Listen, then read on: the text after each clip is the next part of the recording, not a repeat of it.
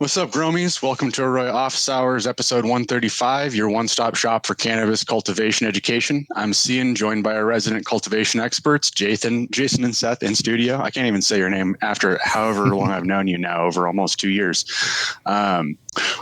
Well, to all of our live viewers on YouTube, Instagram today, please let us know in the comments where you're watching from today. Don't forget to give us a like and a follow and tell your friends about Office Hours Live. Please also leave us a quick review. It helps our podcast thrive. Well, let's start the day out with one of the questions that we got in here just right off the bat in our live. So vegan fishing gives us living in a high humidity forest, and through your videos, I've learned how to steer the morphology of a plant and counteracting the effects of vegetative environment. Wanted to thank you guys for all of your wonderful advice. So not necessarily so much of a question, but just a little pat on the back for you guys for being so good at your jobs over the years. That undefined high humidity forest somewhere near the Emerald Triangle, possibly. It's a good chance of that. The one that did catch my eye that I wanted to start out with here is from Super Cottonmouth, and it came in on IG. I have a question for you guys. I'm growing in a 1 gallon pot in Coco bags, and at night my drybacks are significant. I've always heard not to irrigate at night. Should I? Why or why not? I don't like to irrigate at night. It's definitely not preferable because you don't have as much dehumidification capacity in your room at night typically, especially late in flower. We've already got a lot of humidity in the air. So anytime we're irrigating at night, it's putting more water, not only into the media, but through transpiration into the air in the room. So it's not really ideal. If your drybacks are too deep overnight, usually that's hitting a point where we'd start looking at changing that plant size to pot size ratio and trying to find a medium that gives you the ability to run generative when you want to, and not over dry. Jason's making a little drawing here. Yeah, since we got all the colors here, give me just a minute. Yeah. Oh, those are really crooked axes today. VWC and time. Got our little sunshine, which indicates photo period. Yeah, so it's not ideal for a few different reasons, obviously. And the solution's generally pretty simple for most cultivators. It's up your pot size or start going with a shorter veg.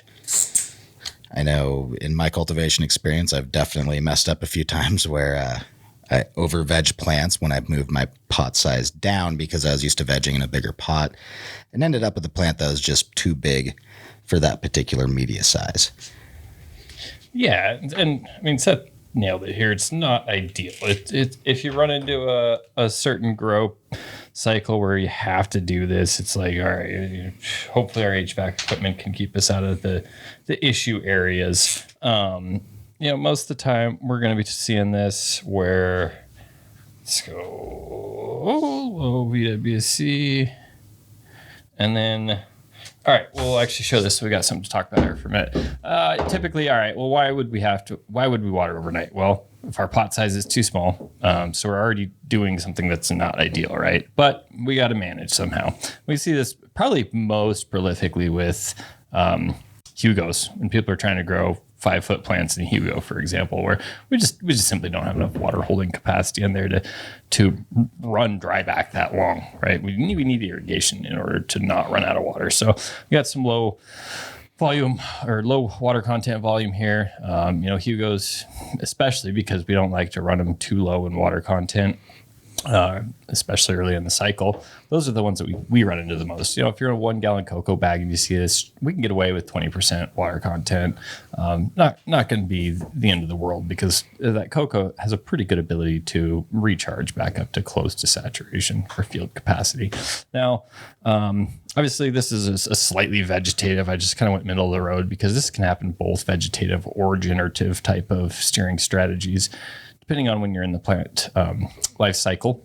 And so, our time frame is just too long, right? And it's not a perfect graph. I should have spent a little bit more time drawing it. But really what you can do, and this is my favorite way to do it, is there's two solutions. And my favorite solution is really, if we are generative, for example, we'll give it a supplemental irrigation there. Before lights off. right? And so we can see this is a little supplemental, and this is going to help us stay out of that low volumetric water content. So let's say maybe we're in 6x6 Hugos as an example, this red line indicating that we hit 25% water content on the day before. And that's, if you're doing that continuously, you probably are going to end up damaging the capillary capacities of your rock wool. There's lots of ways to say that. But really, you're just going to have some pore space that doesn't want to re-soak. And so then we can have a hard time getting back up to field capacity. A way to avoid irrigating at night, but still staying generative, would be to provide a supplemental shot here. And so let's say we went to 25%. We only actually have to make this a plus 10% shot, for example. And that'll keep us out of the danger zone. We don't have to go back all the way up to field capacity there. Yeah. Another thing to look at too is what's going on in your environment overnight. Make sure that your system's behaving the way you want it, that you're getting the temperature differentials that you're looking for. If, for instance, you have a situation where because of your set points, your VPD is actually significantly high overnight, we're going to see a significantly deeper dryback. And if your VPD, let's say, is at 1.7 to 1.9 overnight, unbeknownst to you, some of that problem, depending on how far you're over drying, might be solved just by correcting that environmental problem. Yeah, and I did want to also put another example on here where maybe we want to steer vegetative, but we still need to do the same thing. And really, all we're going to do is we'll take this red curve and we'll just extend our irrigation window farther, right? Ideally, we're not going to get too close to that lights off. I like to keep kind of an hour as a rule of thumb. And that just helps, some of that water, if we are doing runoff, keep it, out of the environment, for example, let those lights burn some of that off and allow these plants to get into their respiration period. So, one of the reasons that it's not helpful to irrigate at night is during lights off, our plants are, rather than transpiring, rather than going through photosynthesis, they're respiring. And respiring actually means that they are, they're consuming oxygen and they're releasing some amount of water, right? And so if the plants are already releasing water, there's no advantage to giving them water in that period of time. Yeah, they're just not really going to benefit from the actual application of the water, which is unfortunate. And something I wanted to point out too that actually is one challenge for growers is when you are putting on that late day application, whether it's in generative or vegetative, you can take advantage of your shot size and dryback rate. So you can go in, if you're using a tool like Arroyo, you can highlight an hour and quickly calculate your dryback rate over an hour, easily decide like where you're most likely going to end up in the morning. It's not going to be a perfect prediction, but definitely a very well-educated guess. And a lot of times, if just by extending this watering period out farther in the day and, starting that dryback time later, we might not necessarily need to be right up at field capacity at the end of the day. So by having these last few peaks be just a little bit lower, you can still put on that water without necessarily accidentally pushing runoff onto the trays. Because typically, especially in Jason's example with the Hugos, what we'll see is trying to run super vegetatively all day, but it's really hard, especially if those Hugos have over dried. That rock wall is, it's got some hydrophobic pockets. At that point, it's kind of tough. Sometimes you're putting on some irrigation and some of the pots are soaking it up and some of them it's just channeling through mostly. And at that point, it's easy to put too much water onto the tables at the end of the day. And at that point, you're reliant on your HVAC system to actually pull that water out through evaporation, which is not ideal when your lights are about to shut off, especially if you're in an HPS situation, suddenly you're losing that heat input that actually helps you maintain VPD. I'm really glad you brought up the idea of calculating your transpiration rate, right? In a VWC chart like this, it is pretty easy to get what your transpiration plus evaporation rates are and what your, overnight evaporation rates are. And those are just kind of good things to have in the back of your mind. Maybe you even want to actually, do some crop registration, be like, hey, this strain, these types of environments, these are what we're going to expect to use as far as water content goes. Obviously on a VWC chart, you're looking at a percentage of your substrate. If we do need to be like, oh, how much bigger substrate do I need to get to avoid a situation like that, convert that into milliliters, and then you have a pretty good idea on, how much of any size substrate am I going to be needing in order to, keep up with that actual volume of water usage that the plant and the environment are going through. Yeah, absolutely. You can just look at your irrigation rates and calculate the volume of water that you're putting on in P2s during, your ripening phase, for instance, and easily understand that, hey, maybe I need a 400 milliliter increase in volume. That would be on the smaller end, but obviously the next thing you're going to do is look at what commercially sized media is available to actually help you out. And oftentimes you might see that, the next jump with a particular manufacturer is going to be bigger than what you need. But that's why we always recommend going with small steps at a time. In the market now, there's a lot more options. If you're overgrowing a 1 gallon, you don't necessarily need to go directly to a 2 gallon. And if you're going from your 1 gallon to a 2 gallon, make sure you actually find out the actual liters capacity of those gallons, because that's somewhat arbitrary. In horticulture, we've got US gallons and imperial gallons, 3.785 and 4.4 liters. So that can affect things, and it's good to be aware of what your actual media size is in milliliters, because that's what we're using to calculate all of our irrigation strategies off of. And if that's not correct, number one, you're going to have some time struggling. And then, on the other side of it, if you're going for bigger, if I say let's go from a 1 to a 2, it might be more appropriate to try roughly a 1.5 first, based on what the difference we're seeing, rather than going to the 2 and potentially losing my ability to bulk that particular strain.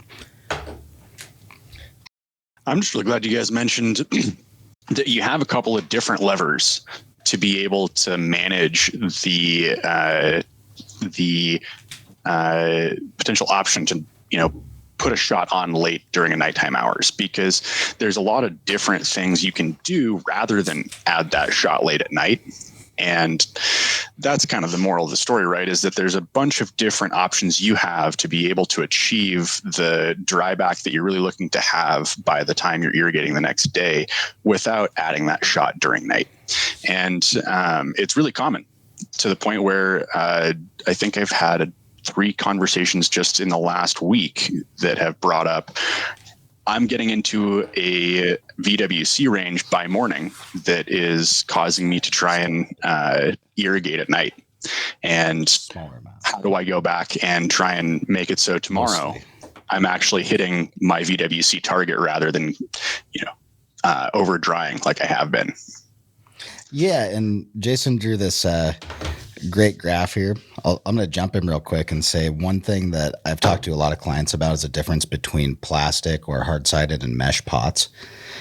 And I think this graph really illustrates why. Is that where you're going with that?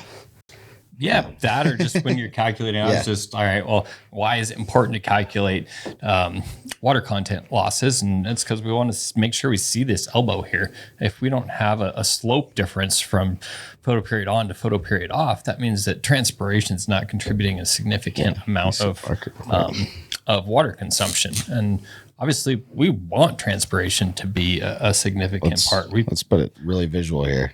If it looks like that, you have a problem. If it completely flattens off, also a problem, right? A little bit. Quick visual indicator. Like, we want to see that elbow. We want to see a change, but we also want to be able to have control and keep that plant within its optimal range. Yeah, absolutely. But you do bring up a great point as far as talking about, the ability to make micro adjustments on there. We see people with, mesh-sided pots or poly-sided pots, solid-sided pots, then and bags, mesh bags. It's the same type of thing. Something that's perforated, something that lets gas exchange through the side of the pot. We're going to see a little bit larger evaporation rates out of something like that, right? And between that and having different pith chip ratios in Coco, that's one of the reasons I really like using Coco and anything between 1 and 2 gallon to be appropriate for my plant, because I can get the exact appropriate media. If I'm in a 1 gallon and I need a little bit more, well, I can either go to 1.5 gallons, or I can go to a chunky pithed 2 gallon, and then vice versa. If I'm in a poly-sided, a solid-sided 2-gallon, but I need just a little bit less. I need a little bit more water content loss. I can go to a mesh-sided 2-gallon, for example. We'll see that decrease. Adjust your chip to pith ratio. Yeah, have a 2-gallon, but slightly airier. Lots of options. I mean, that gives us 3 options to play with to get the right media. We always talk about right media size. Well, with some of these things, there's a couple other options to play with that can kind of get you to the same spot. Oh, absolutely. And I think one thing that I end up talking to customers about frequently is, I often get asked, like, what in your opinion is the best media? And there is no, silver bullet, one size fits all. Depends on your plant density. It depends on if you're double or single tier. How big of a plant are we trying to grow? What's the irrigation system look like? How reliable is it? Is Rockwool more appropriate here? Or, hey, we're having some reliability issues. Maybe we need some extra forgiveness from the Coco. It's really about finding the media that's going to fit your grow, because certain things, like, let's say your irrigation system. Okay, if your emitters are plugged at the table and you can fix that easily, cool. That's really solvable. If you have a problem where you're struggling with your Rockwool because you're having to cycle irrigation between rooms in a large facility and you can't necessarily get water on demand when you need it, Coco, and even airing on the larger pot size, might be your best friend in that particular situation. Can you crop steer quite as hard in terms of like being able to put on these bulking signals? Maybe not, but you're also mitigating a lot of risk by not, putting yourself in a situation where your plants might run out of water. I like that you guys are bringing up media choice and all the different options you have in that regard, because it can make such a big difference, especially when you're in those smaller size mediums. Personally, one of the things that I noticed a while back, I was doing a run in soft-sided pots, nice, lot of gas exchange, a lot of transpiration happening with them, but was finding myself in a situation where it didn't have the holding capacity to be able to get through the overnight drybacks that I was really wanting to push it. And the next run, I swapped to the same size bag, but it was a plastic over the outside of the mesh, and that made a huge difference in those overnight transpiration rates and helped it retain enough water that by the next day I'm actually still hitting my VWC targets. And even something just so small as what material is covering the outside of your Instapot can make a huge difference in that. Oh yeah, and you're putting new pots in the room every round anyways. That's, in this case, probably the easiest lever to pull. That's not requiring any equipment changes, any room configuration. All you're doing is swapping something that you're buying anyways for a slightly different product. And these days, most manufacturers in the Coco space have quite a few options actually to meet customer demand, whether you want 0.3 gallon pots to stack on top of your 2 gallon or 1 gallons, whether you want a particularly more airy media because you tend to, like, let's say in your facility, it's hard, if you have 2,000 plants in one irrigation zone, that's an extreme, obviously. You need something that's a little more forgiving when it comes to overwatering, because you can't restrict water for a small population of plants. And I found these days, and I think you probably noticed this over the years too, Jason, more and more manufacturers are getting to be more diversified and offer products that are a little more custom fit for individual cultivators' needs. Yeah, I was talking about this the other day. Up until pretty recently, choices of Coco between 1 and 2 gallon compressed bricks were not very prevalent. And, for me, obviously, when we think about, all right, traditional growing, okay, yeah, 1, 2 gallon, that's all small substrate sizes, right? Well, when we go from 1 gallon to 2 gallon of identical bag and pith chip ratio, we're at 100% increase in water holding capacity, right? We go from either 0.45 gallons to 0.9 gallons or 0.6 to 1.2 gallons of water holding capacity in those Cocos. And that is a huge difference. I wouldn't imagine that my plant size has either those two options, right? I'd either growing a 3-foot plant or a 6-foot plant.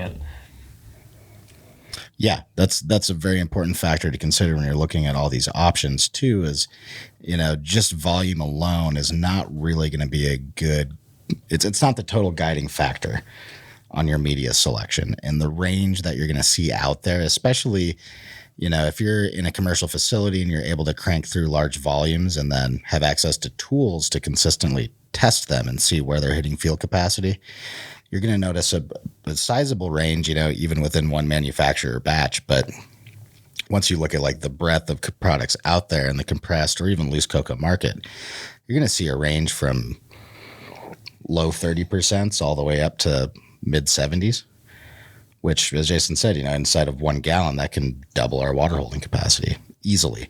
And that's also why we've seen, over the years, not only a commodity price compression, but also a compression on the size of containers people are growing in. We looked, more traditionally a few years ago, people were growing in, let's say, a 70-30 cocoa perlite mix in a 2 or 3 gallon pot. Well, we can get the same amount of water in that 2 gallon mix pot as we can, or we can get in a 1 gallon the same amount as the 2 gallon mix pot with straight cocoa. And that makes it a little more economical in certain ways, because as a grower, if I can master using this higher water content media, basically being able to use sensors to know that I'm not going to overwater and kill plants early on, I can really economize my process. Like for me, moving from a 3 gallon pot to a 1 gallon pot meant that I could double the amount of plants I could put on a cart to move them between rooms. Doesn't seem like a huge issue until you've got like 4 or 5 people that have to move 2,000 plants in a few hours, doubling their ability with, each 50-yard walk or whatever is huge. It's massive. It cuts down your time, and that's another important part of this. A lot of us are in the quest to grow the best possible cannabis, but there's a lot of different ways to do that as long as you understand some of the underlying principles. And scaling production for different types of facilities is not only tough, but it comes down to small details, just like pot size. There might be places where you really can't run a bigger pot due to height limitations, or, again, if we're going to move 2,000 pots, 1 gallon versus a 3 gallon is a big win. A 4-inch cube versus a 1 gallon pot is also a huge win. Yeah, and one of the things that has really allowed people to become successful in smaller pot sizes, substrate sizes, is the ability to keep uniformity, not only within that substrate size, but from substrate to substrate. When we think about how does this affect the plant? Well, if the plant's in a living soil, like a large bed in the earth, per se, or maybe even a 15-gallon substrate, those roots are always going to be seeking out an ideal water content, nutrient content, and oxygen content ratio. And if we have a very large substrate, there's always probably a pretty good volume that's existing with those parameters in a really nice balance. And so the roots are going to seek that out, right? They're not going to grow as good where we're too wet, too dry, don't have the right amount of nutrients, or have too much nutrients. Obviously, when we go into a smaller substrate, the plant no longer has the ability to seek any of that out. And that's why it becomes so important to make sure that we're keeping these substrates in healthy parameters. We're providing appropriate dissolved oxygen nutrient levels and keeping those water contents within the range that promote plant health. I think that was a great way to break down the original question. I know we got a little bit sidetracked into the substrate conversation, but it really applies super directly to whether or not you're going to end up in a situation where you're looking at your graphs and wondering whether or not you should apply a shot overnight or not, because just as simple of a step as, like Seth said, planning on switching to a medium that is going to be able to have that double water holding capacity that Jason's talking about from what you're using at a 1 gallon is going to make a huge difference in your ability to actually hit your VWC targets overnight in those drybacks, and it doesn't really cost you all that much more money. Just step in planning. Well, let's move on to another one here that kind of goes along with it. It's a little bit more on the irrigation side of things, but I think it's an interesting question all the same. Shane EG Grows from IG says, have you guys looked at the difference between stakes and sprayers? And if so, what have you guys found out? In a larger substrate size or things that aren't manufactured consistently, say, I'm digging dirt out of my field to fill my pots, or I am growing in the field. I like sprayers. It gives an amount of guarantee of uniformity across that substrate that I'm using. However, with high performance medias like our present day Cocos and Rockwells, drippers are very effective as well. We'll have a little bit less evaporation loss when we're using drippers.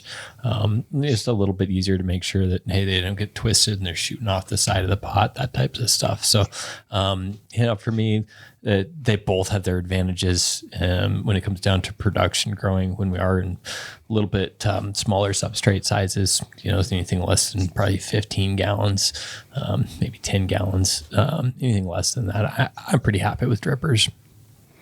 Yeah, as a person that's worked with pivot irrigators in the past, I say drippers all day, unless you find yourself in a situation where you've got, let's say, a 20-gallon pot with mesh sides outside. Then we're looking at trying to, have the best possible configuration to get the most coverage. Or 15 drippers. Spots. Well, that's what I was going to say. So that's where when you start to hit a certain limitation. That's part of it is volume delivery with, pressure compensating regular drippers. There are definitely volume limits that we're going to hit. And that's kind of when sprayers come into play. We've really got to get that volume. And again, like you said, 15 drippers per pot, that's not nearly as economical as 4 sprayers. Yeah, and I just do want to make sure, even if you are using sprayers, no reason not to use pressure compensating valves on that. Yeah. So, both are good. I think some of it just depends on application, what you're doing, how much time you have for attention to detail. Go out there and make sure things are set up correctly. And then, the evaporative losses we're talking about in a short amount of space are not very big. It's not, I made the pivot irrigator joke because you're losing like 30% of everything just by turning it on. But that's not really the case we're looking at here. I'd say a lot of it comes down to personal preference. And in certain applications, I've definitely seen spray, depending on the sprayer, how it's built, they tend to not clog up quite as easily, especially in outdoor applications. That's a good way to put it. They each have their place. Don't run the sprayers inside though. If you have drywall or something like that, there's probably the biggest advice. Or if you don't have floor drains. Yeah. There's another one like that. The sprayers might have potential to shoot water off the tables. There you go. Yep. Just one of those things that I've definitely learned the hard way myself a few times over the years and been really just very sad when I walked in the next day to find my mistake. So if I can save you guys just a little bit of hassle from that, there you go. Wanted to move into a little bit of a different topic here. We have a question from Emma Marley from Instagram who was wondering, so she's growing for the sole purpose of growing plants into, sounds like fresh frozen to do live rosin. She asks, would it be more beneficial to maintain my VPD or to have nighttime, daytime differential in temperature? I'm struggling a bit doing both, trying to achieve a 5-degree swing during bulking and a 10-degree swing during ripening. Wondering what your thoughts are. So, one of the benefits of going into fresh frozen is a little bit less concern for molds and mildews. Obviously, we still try not to grow those types of things. Some of those processes are more forgiving than in flower product would be. Also, because a lot of times we're going to be harvesting it slightly earlier than we would with our flower. That's a whole debate. Is harvesting early the cause or the reaction to the problem? Yeah. So, kind of my simple thing would be, if that is your only goal is fresh frozen, then you can get away with a little bit wider VPD ranges than we typically stick to, right? Yes, we want things to be ideal for plant growth, but those nighttime drops are going to be very key as far as building, nice terpene profiles in that plant.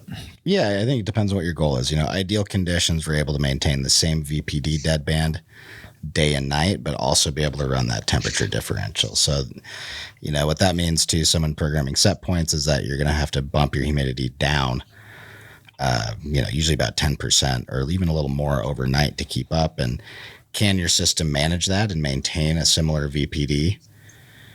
Well, I'm not looking at your data right now, but if not, then that means we can't push the temp quite as low and get that expression that Jason was just talking about. And generally speaking, even for rosin, any hash production, ultimate, output quality depends on input quality, right?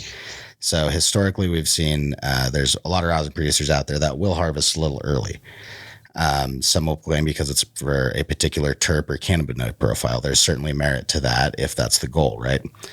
If you want a hash or rosin to be like most representative of the finished flower product that you like, you're going to want to be pulling all of your trichomes, all of your wash off of a good example of that finished product. So I think the thing to really determine is, what do you want your outcome to be on that particular strain? If you can't manage humidity, so we're either going to push a wider VPD band, maybe risk going into some mold territory, but harvest it early before it's a problem, and we're happy with the product at week 6 or week 7 versus week 9, cool, that's great.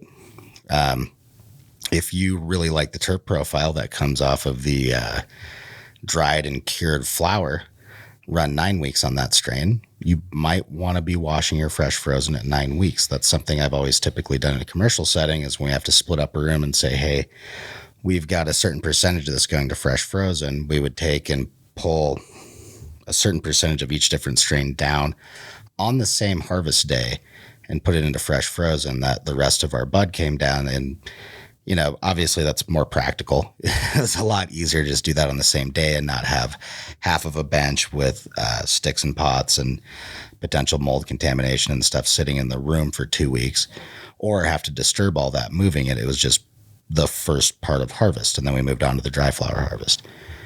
So a lot of things to consider there. And I think one of the biggest takeaways there is, no matter what you're growing, ultimately that environmental control is important, because, as Jason said, when we're looking at the hash washing, we can run a little wider parameters. For instance, a lot of the hash growers I work with, not a whole lot of ripening.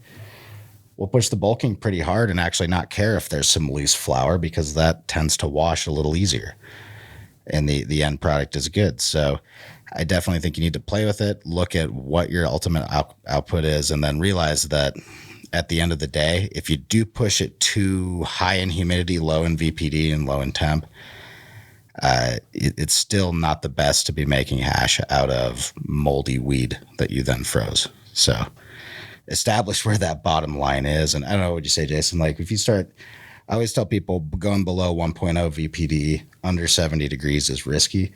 If you're hitting like 0.4, 0.5, at 65 degrees, you're looking for some serious, you're gonna end up having some serious problems. So don't overestimate or underestimate the ability for mold to affect your crop. Just because you're growing for hash doesn't mean that you don't want to have really quality flower coming out of the other side of that, in terms of not being moldy and having the cannabinoid and terpene profile that you want. That's an important distinction to make, because, you have a little bit of margin, like Jason's saying, but it's not, it's not miles wide. You can't just, totally ignore your VPD and let that ride and cross your fingers and it's just all going to turn out great.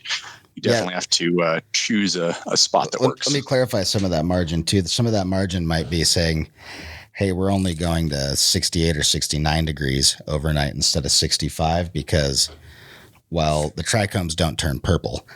So on this particular strain, if we're going for hash, we might not need to push that overnight differential quite as low to achieve the product output that we want. However, if you walked in the room If you had one room of LCG that you're able to push the differential, and the other room you can only get it down to 70 degrees at night,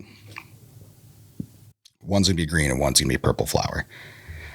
Fortunately, in the extract space, that is not nearly as much of a concern, although it is, I don't want to say exceedingly rare, but it is fairly rare actually out there that we see any producers growing only for extract.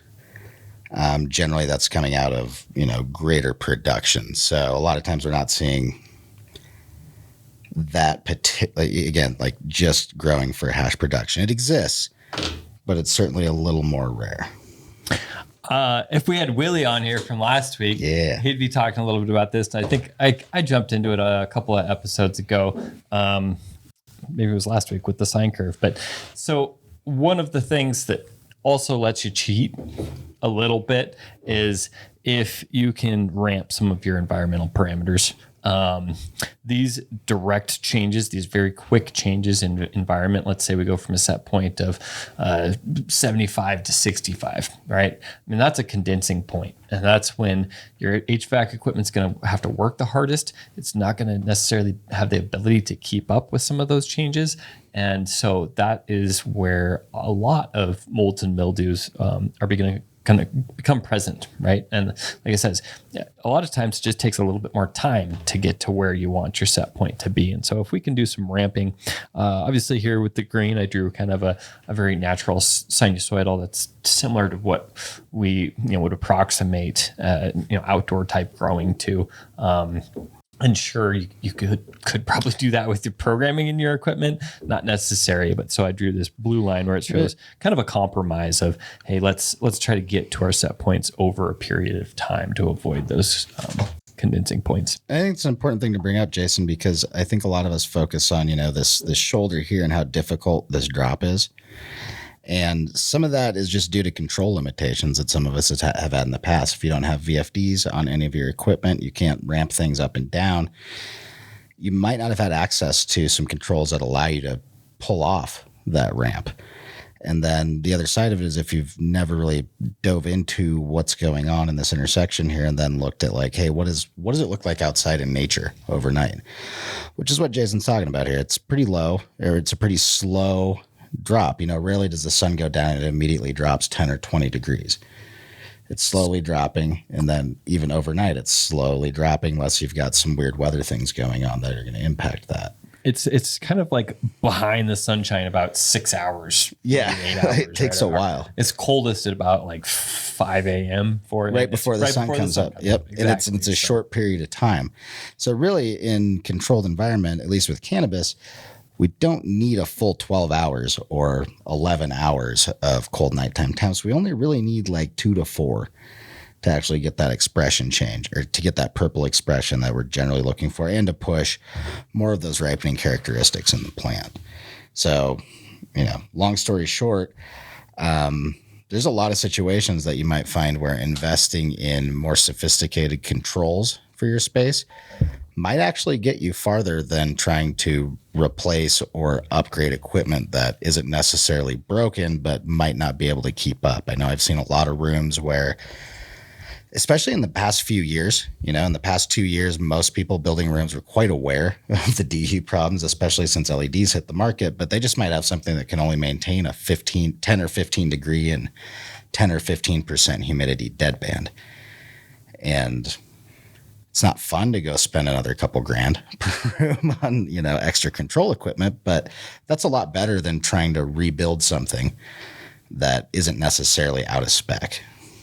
Yeah, I mean, if you're like us and you love learning, there's a lot of times that you can get creative, either with physical layouts, just take advantage of some type of facility flaw and actually turn it into a benefit, and then or work outside of traditional controllers that are marketed to cannabis. There's a ton of stuff that can do this that's much more cost effective than the big name brands you see in the hydro store. A lot of times they're might be more sophisticated. Sometimes they might, not be necessarily quite tailored towards what you're needed to do. But it's great things to learn. Having the scientific and maybe a little bit of technical background is not going to hurt you in the long run. So it might be worth investing. Rather than investing something that costs $5,000 that's cannabis specific, spend $2,000 and that extra $3,000 can go in your pocket and you can learn something. Yeah. Depending on, your specific day to day and how much time you have, a lot of learning about technology, particularly electronics and control systems, it might seem intimidating, but a few hours of just a little bit of research, time input, reading can really get you a long ways. Most of the logic that a lot of these programs and controllers operate off of is actually fairly simple. So once you put in a little time investment to wrap your head around how to manipulate some of these systems, it's not that bad. Unfortunately, it's an investment on the part of the operator. That's certainly something that's, if you've got a big organization, sometimes hard to inspire people. That's a whole other challenge. But to Jason's point, there's so many products and systems that have been built out there that are absolutely not cannabis specific that actually work great. And there's other industries that have much higher demands in terms of environmental control than cannabis does.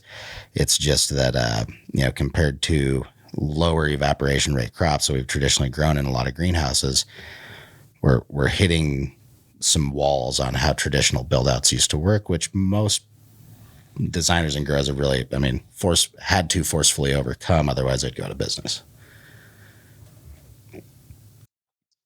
That's a good point there.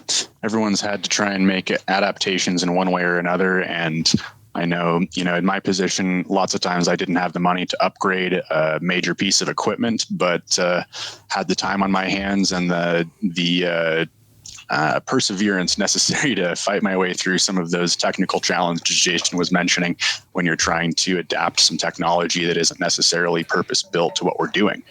But one thing I'll definitely say to credit Jason's theory here, I have not once ever been upset that I learned those things.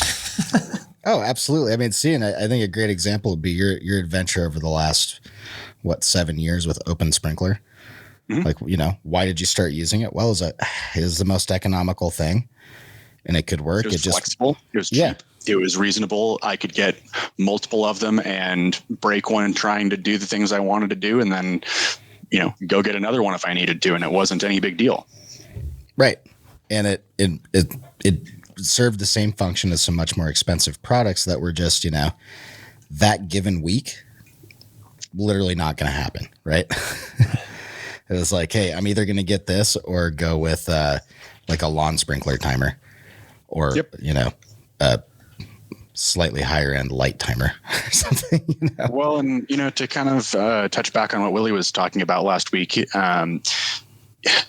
can do a lot with the systems you have in place that sometimes isn't necessarily right there ready for you to go in the first page of your controls. You might have to, seek out some extra help from outside resources. You might have to look up a couple of technical documents, but oftentimes the equipment that you have actually is capable of going into and doing what you need it to, but ramping it, like what Jason was saying, is a huge part of being able to make sure that you're actually achieving what you're looking to do. And if your equipment isn't off the shelf capable of doing that, like Seth said, look for opportunities to be able to, supplement, help your system out and help you achieve those set point goals. Yeah. And, one thing that I run into quite a bit working with prospective clients, let's say, is everyone's always, every facility out there has a list of upgrades that people are wanting to make all the time. Even if everything's functioning correctly, there's a nicer version of something that someone there wants. But at the end of the day, especially now, the price of data acquisition has come down a lot in the recent years, and being able to collect it and, learn what actionable changes are is one of the lowest buck investments you can actually make into your business, especially in the space. If you don't have constant environmental monitoring. Obviously, substrate monitoring is important for us. But if you're not investing in having some baseline of good data, especially in time series when you're trying to dial in these HVAC systems, it's really not going to get you. I mean, you're going to make strides, but it's going to be much more expensive than be able to get some data and actually make some calculated decisions on what we can actually do. Like I said, I've seen so many situations where, a lot of expensive equipment was purchased and really didn't need to be. Yeah, and it kind of reminds me of the good old wall thermostats where it's like, I need to change my set point at 7 p.m. to, 65 degrees, right? Well, even with something like that, sometimes we can do another cheat where it's like, let's just add a few more set points in there. Right. Yep. We don't have to go with a 10-degree difference on that set point. We could go to a 3-degree 3 times over an hour or 2 hours and actually get to be in a better situation. Might save a little bit of electricity, but probably save a little bit of equipment maintenance. Might make better environment for the plants because we're not trying to change so much so fast. Mm-hmm. And that's some of the features that like some of the more BMS systems and other HVAC management systems outside of cannabis, traditionally see they offer these features. There's just a learning curve involved. And again, honestly, it's not typically that bad. It might be not the most exciting thing you've done in your career, depending on who you are. But when just you can understand, smoke some sativa instead of indica that night. Well, and once you put it into play and go, hey, I'm gonna, Jason's strategy he laid out here is actually how you would achieve this curve if you were to manually set that. And yes, there's systems that will attempt to do that for you, but it's not that terribly hard, especially in controlled ag. If your building is well built, you have good insulation from the outside environment. Your inside environment is very well controlled. A lot of these changes are something that you're going to make, and then it's a repeatable program that you can use day after day. That's the other side of it. Is it's not like Jason would stay up every single night and make these changes and watch it, I was lucky enough that the system we had actually did ramp. It was pretty cool because you could watch it, 10 minutes later, it'd be at, 73.5 and then it'd be at 72.7. And it actually did, calculate the slope and make a really nice transition. But, when we think about air mass, specific heats of volumes, it takes time anyways. So even if you set points are like the black line, a lot of times your sensor readings are going to end up very smooth. Yeah. All of this takes time. I think that's one of the hardest things to factor in with HVAC is that you want to affect a change, but everything's constantly dynamic and in fact affecting change too fast in a growing environment is generally not good. Well, and it's a really common issue that people run into, because there's lots of people out there, like I said, that are running equipment that's a little bit older and that, they probably haven't had either the control system that is capable of doing it or maybe even just the knowledge that they had other options besides reinvesting. And I know that's something I love talking to people about all the time because it's I'd like to think one of my strengths, trying to work with the equipment that I have and make the most out of it and figure out ways to help it get me the results that I'm actually looking for without having to run to the store and go purchase a whole bunch more things. And HVAC has been one of the most difficult to nail down pieces in almost any space that you operate in, just because it changes so dynamically and it's different place to place, environment to environment. And I think it's one of the places that if you spend more time playing around with your current system and seeing what types of changes you're able to affect, oftentimes it's a place where you may well save a lot more money just by being able to gain a better understanding of those systems and how they interact with your room. On that note, I think we have one more in here that kind of goes along with this exact train of thought. From Agrimlove, we have a question in here that says, would it be sufficient to have 3 small dehumidifier units with a total capacity of 31.7 gallons per day if I have 2 tables with a total of 54 plants in the room? What do you guys think? Could be. Are they operating at 100% efficiency? 8, 240 or so pints. 2 trays. How many lights? I don't know. I'm 31 gallons a day. Yeah, it's like 248 pints. How many plants do you have? 54? 54, yeah. I mean, a big part of this is going to depend on the amount of actual light available. If you've got, let's say 12 plants per light, let's hope. 54, 9. Well, no, there, 9 times 6. Yeah, there we go. 6 lighter. And we want 30 to 40 pints per light. How much? 30 to 40? Yep. More is better, especially if you have a controller that can ramp. So 6 times 40, 240 pints. We have about 240 pints. You should be pretty close. Another thing to consider also is what's the ambient humidity. Yes. Yeah. What is the area you're growing in? At my house, that would be on the ragged edge. Just because our nighttime humidity here in the winter is really, really high. If you're in Arizona, you're doing great, bud. Depending on what brand you have, you might just have an extra sitting around on standby just in case you lose one anyways. Yeah. And depending on how big of a plant you're growing too. This is where we always go back to time series data. But this is where having a climate station in there so you could watch what happened over a 24-hour period when you turn your lights on, turn them off, and everything in between would be hugely beneficial. But you're right close to spec. If you're currently growing and you have good time series data, you can do a pretty easy valuation of this. If you can look at your absolute humidity values, lights on versus lights off, and go from there. Yeah, you can use an absolute humidity value to quantify how many actual milliliters or grams of water you need to pull out of the air for the volume of the room and start comparing that to the actual capacity of your HVAC system to do that, both what it's spec to do and then what it has actually done in practice, because oftentimes those are 2 very different things by the time the room is running, unfortunately.